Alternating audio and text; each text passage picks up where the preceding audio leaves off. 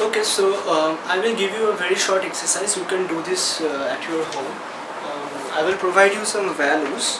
Uh, so for the planet of Mars, the mass of planet Mars is 6.42 into 10 to the power 23 kilograms, and it has got a radius r, which is almost half of that on Earth, that is 3389 kilometers. We move on to Moon.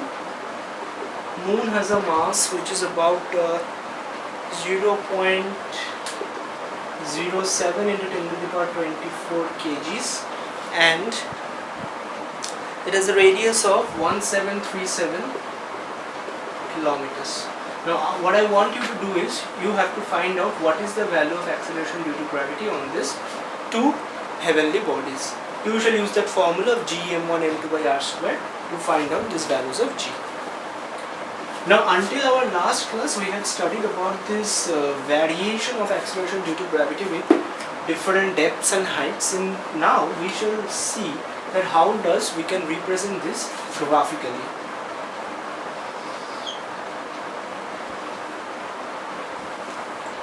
So say this is my value of acceleration due to gravity along the y-axis, and along the x-axis are my distances.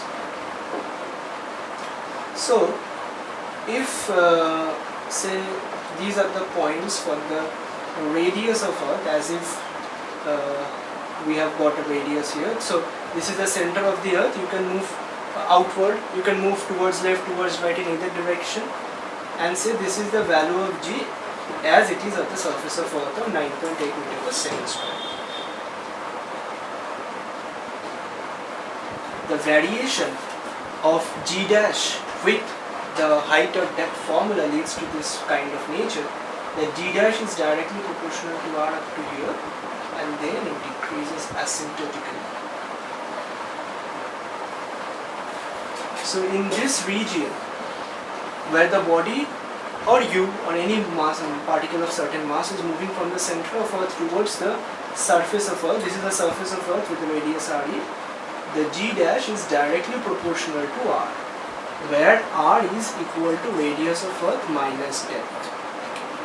And for these regions, that is from the surface of Earth onwards, as you are moving to some greater altitude, the g dash is proportional to 1 by r square. Therefore it follows this kind of asymptotic nature. How do we get this? Well, we know that g dash is equal to g into 1 minus d by re, that is re minus d by re. If I say that this entire re minus d is r, then this becomes g by re into r. Now g and re, these are constant quantities, so g dash is proportional to r. Directly proportional means it will always be a straight line. And if we look for altitude, then g dash is g into re minus, this is the formula after some assumption that height is smaller than radius. We shall use the actual formula here, that g dash is equal to g divided by 1 plus h by re whole square. Using this formula, what do we get?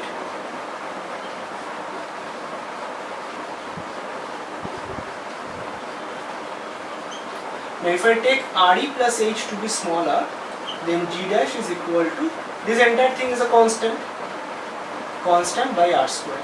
So you see g dash is proportional to 1 by r square. So this is the reason for the nature of the curve. From the center of the Earth, that is where distance is 0, obviously the units here are meters.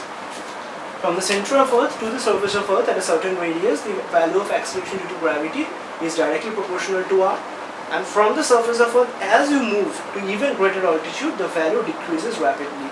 So that basically means that the value of the acceleration due to gravity is maximum at the surface of Earth. It decreases as you go up and decreases as you go down.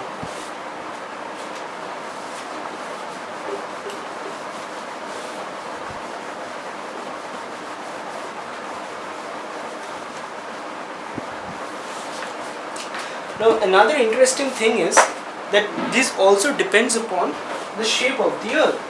If you know, we study this from our lower classes, that the Earth is actually a flattened sphere.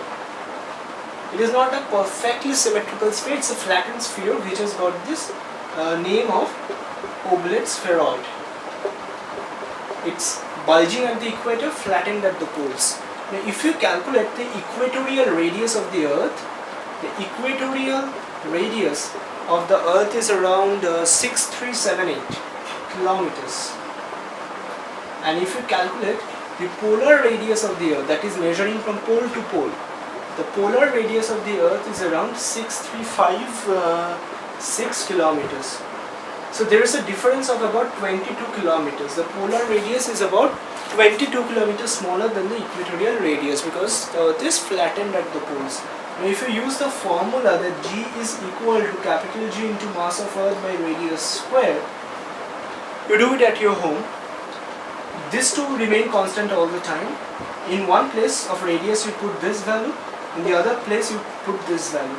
And you will see that one value comes for G at equator, one value comes for G at poles. And you shall observe that G at pole is greater than G at equator because radius of pole is smaller, so smaller denominator means a greater value. So the value of G, previously we said that it is maximum at the surface of Earth, increases with altitude and depth. On the surface of Earth as well, it varies from one place to another.